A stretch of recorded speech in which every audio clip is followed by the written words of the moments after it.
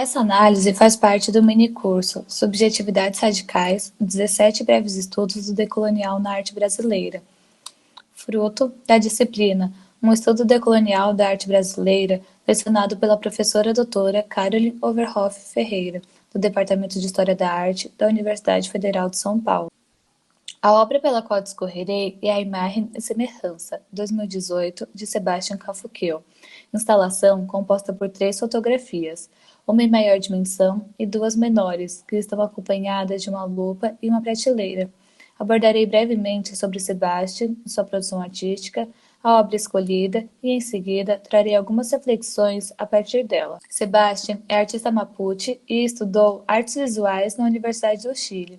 Integra o coletivo feminista mapuche Hang Tuleufo, trabalhando com a relação política, social e cultural dos mapuche, a partir de um feminismo decolonial, antirracista e anticlassista. Sebastian não é natural do Brasil, como os demais artistas que compõem este curso.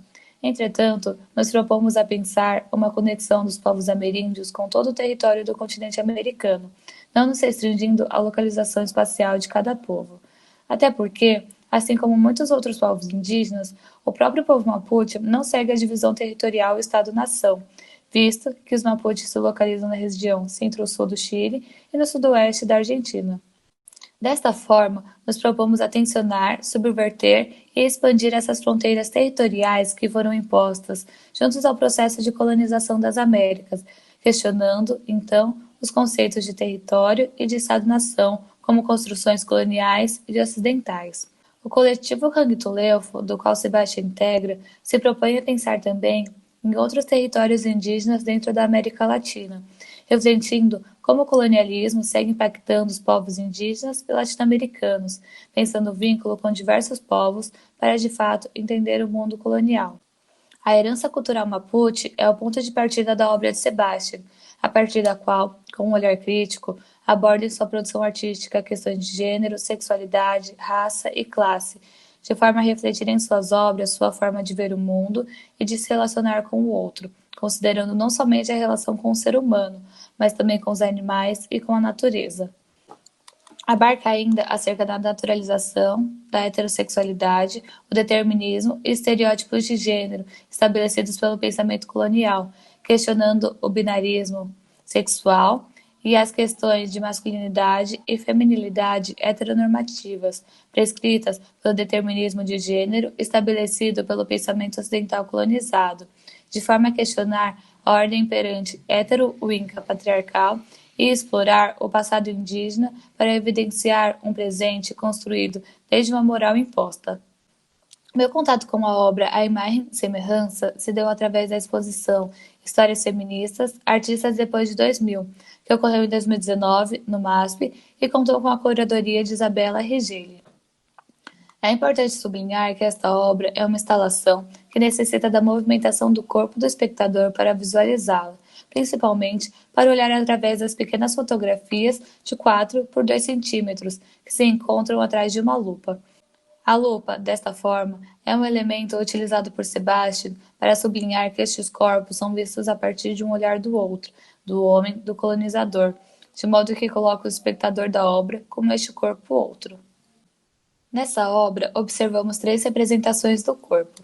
Sebastian parte de imagens referenciadas sobre o corpo feminino já estabelecidas no imaginário coletivo, em que, na imagem da esquerda, fotografia tirada entre 1882 e 1883, observamos uma indígena iagana, e na imagem da direita, vemos um postal erótico de cerca de 1880, que representa uma mulher branca e europeia.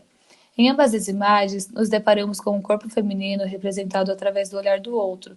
De um lado, um olhar fetichista e do outro, cientificista.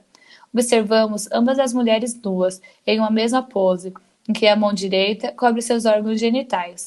Pose semelhante pode ser observada em O Nascimento de Vênus, 1483, de Sandro Botticelli, e em Vênus de Urbino, 1538, de Tiziano, ambas representando mulheres brancas e europeias, com uma pose semelhante e cobrindo seu órgão genital com a mão.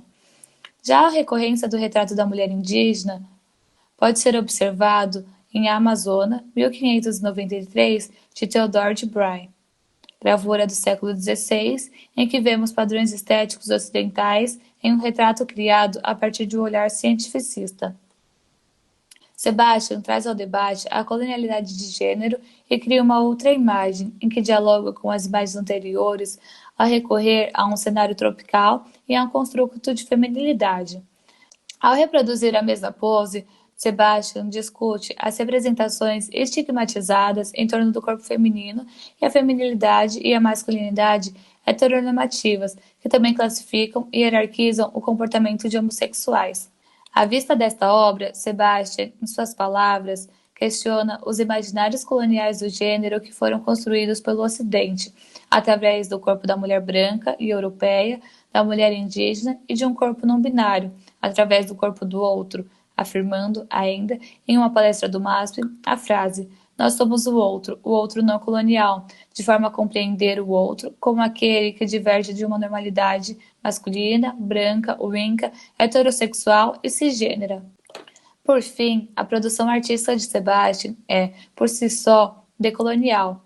A partir das duas fotografias referenciadas e da criação de uma terceira, Sebastian busca questionar representações permeadas pelo olhar do outro e romper com uma narrativa colonial através de uma descolonização do gênero, do corpo e do olhar.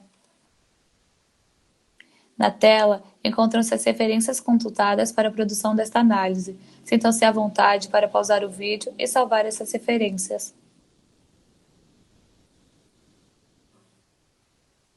Para finalizar, agradeço à professora Caroline por toda a atenção e dedicação a trazer uma perspectiva decolonial para o curso de História da Arte, e a todos meus colegas de turma que proporcionaram ricas discussões e expansões de olhares. Que sigamos buscando uma leitura da arte a partir de uma perspectiva decolonial.